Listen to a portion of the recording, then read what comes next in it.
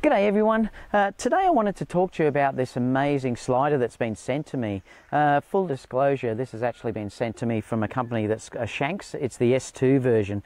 The reason why I was interested in doing this was because I do use a manual slider, which is an Eldochrome slider, but the problem with me is I haven't got the technique, because I don't do it that often, to get really smooth footage, and it tends to jerk as it comes across or bounce a little bit. And I know with a lot of practice you can get really quite smooth with it. Unfortunately, I just don't have the time to do that. So what I've done, well, they actually contacted me and said, would I like to review this? And I had a look at the product and I thought, well, yes, because it's probably exactly what I needed.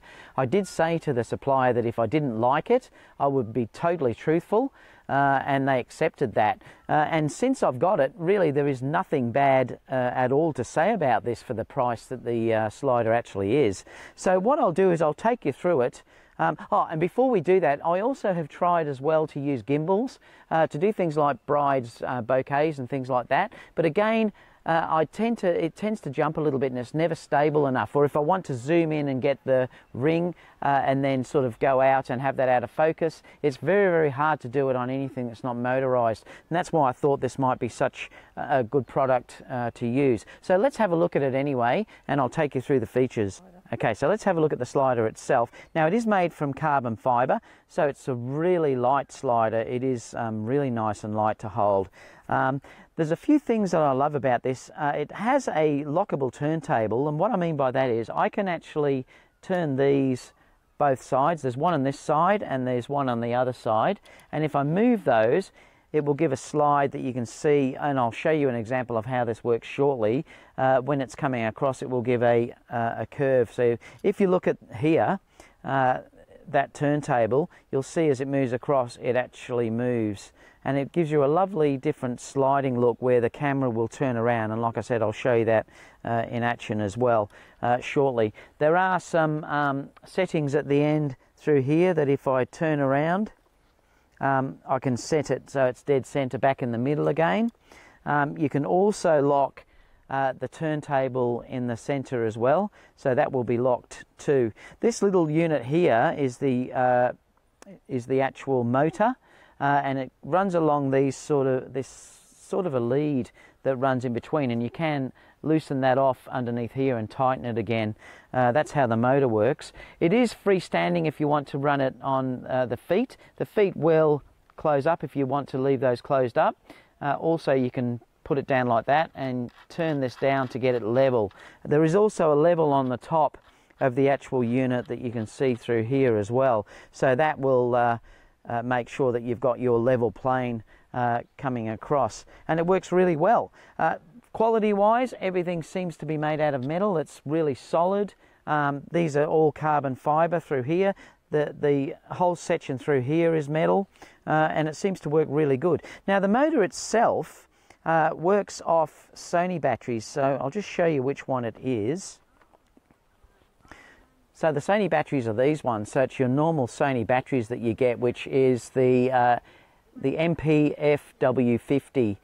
So that's the battery that works the motor itself. So they're very readily available, and you know, you can basically get them anywhere. This is this is the original one, but you can get takeoff ones as well, and it works really good. It seems to last a long time from what I've been doing in my testing.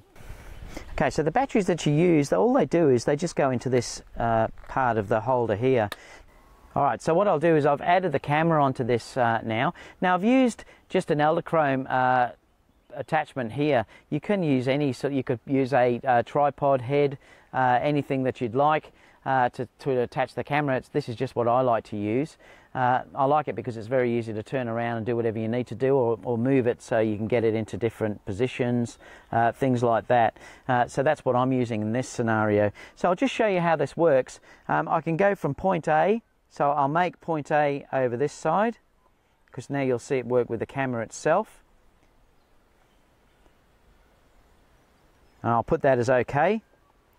I'll then move to point B. And again, you can fully control the speed on this.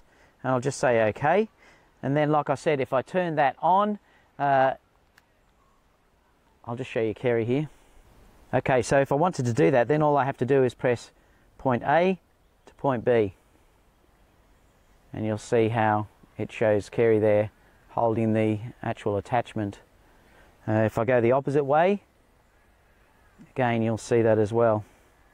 Now it does have a soft start feature on the attachment as well, which is on this side on the camera app. So if I put that on, it probably will start off slower. Yeah, it didn't seem to jerk as much at the beginning, so I think it takes a while to do it. There's also an auto round, so I think if I press the auto round, so I'll press the auto round button.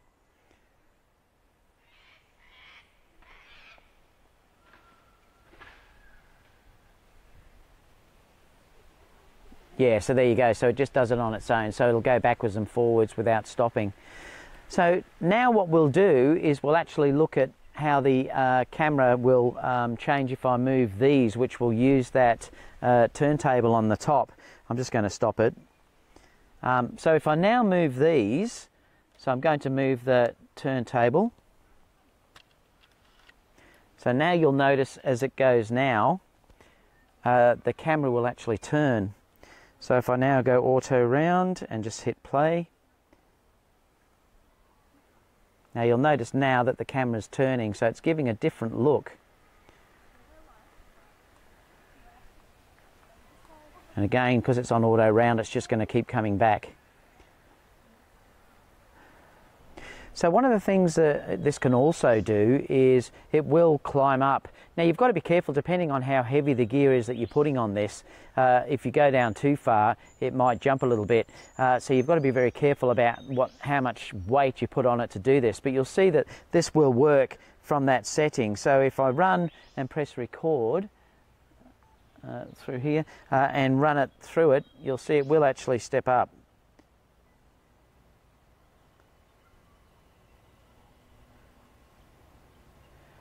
So you can see there that it's moving up.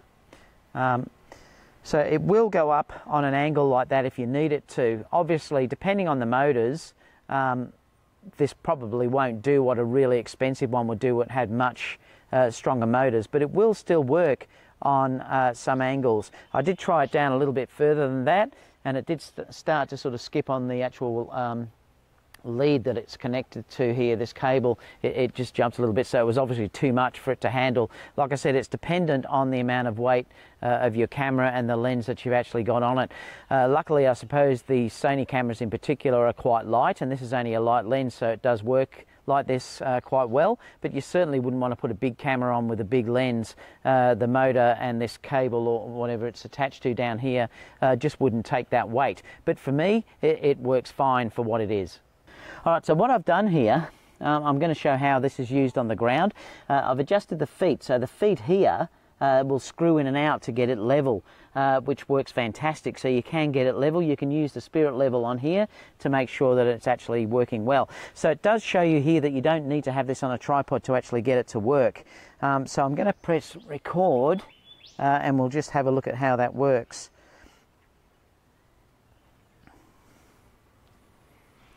So you can see it's moving over nice and smooth. And again, I can control the speed as well here if I wanted to, but it works great. So you have got that benefit of being able to use it as a standalone slider if you don't want to have it on a tripod or something like that. You can obviously use the mount if you want to stick it onto a tripod. So you do have a lot of flexibility on how you want to use this. And I really am happy with how much I've used it so far. Like I said, unfortunately for me though, the wedding season at the moment, because this is Christmas, has stopped for the next few weeks.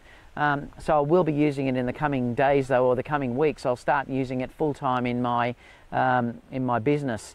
So you will start to see that being used in paid shoots. But I'll just give you a couple of shots now just so you can see how it works in practice, and then let me know in the comment box down below what you think about it.